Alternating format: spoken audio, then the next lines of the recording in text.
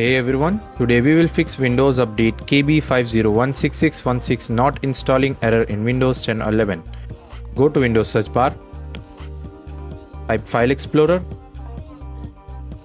click and open it.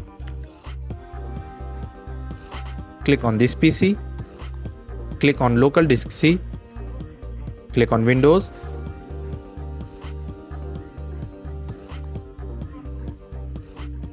click on software distribution,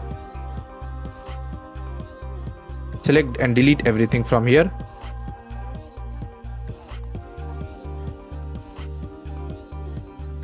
Click on exit, go to Windows search bar,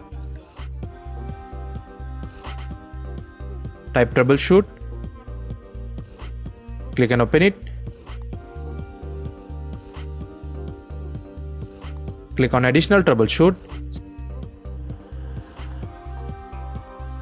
Select Windows Update and click on Run Troubleshoot. Exit.